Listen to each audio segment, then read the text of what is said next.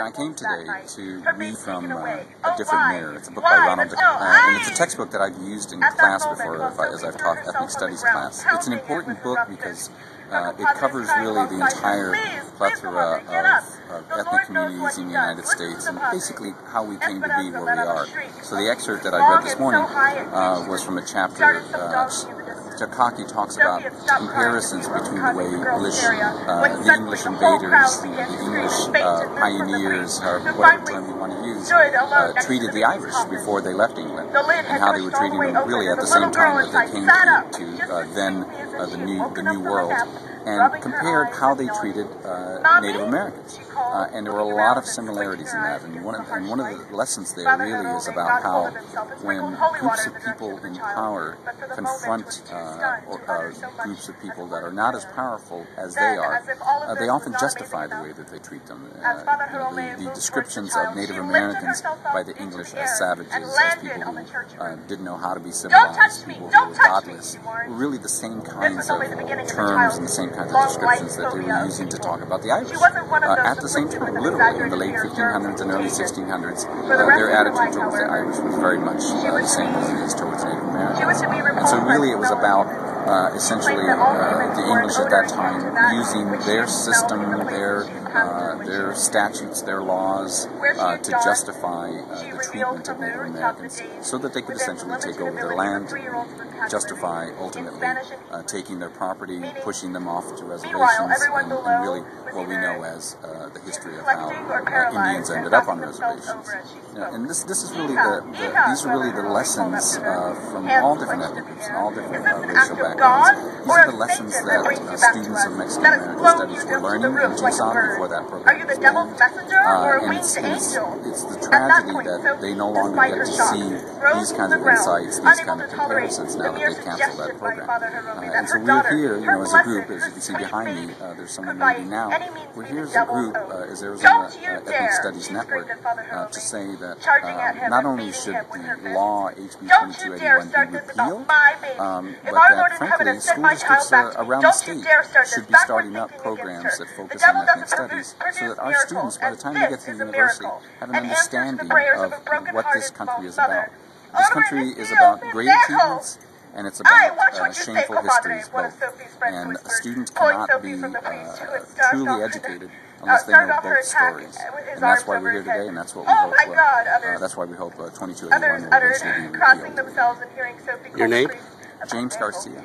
I've taught ethnic studies at Arizona State Universities, and I'm a playwright here in Arizona, and many of the plays that I write, frankly, if they were part of the curricula in Tucson, would have been banned as well. So I understand how the authors of the books that were banned feel, and I thought I should come here and make a statement against that.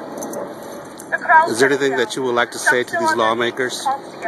Well, I think the question that I have for lawmakers here in Arizona is one, first of all, how do they justify essentially shutting down the free speech rights of teachers and students to learn the history of a particular group of people? I find it not just reprehensible, but really on its face unconstitutional. And I think that the lawmakers ultimately will be forced to repeal the law simply based on constitutional challenges alone.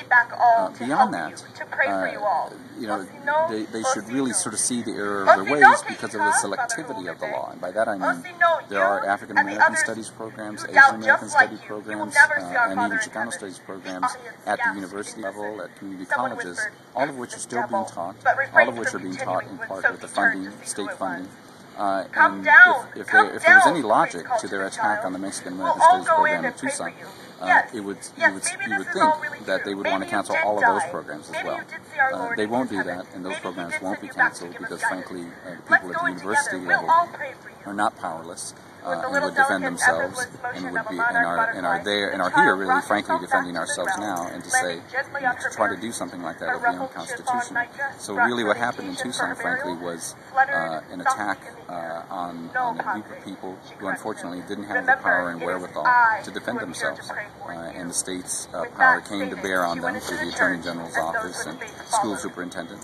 It's a tragic result because we know that it was politically motivated, ideologically motivated, and had nothing to do with education or pedagogy or the value of education in those communities. And it's a sad commentary on our state legislature to allow something like this to happen, because they really should be there to ensure that all of our students, all of our communities are getting the best education possible, and they really shouldn't be there to attack these kinds of programs.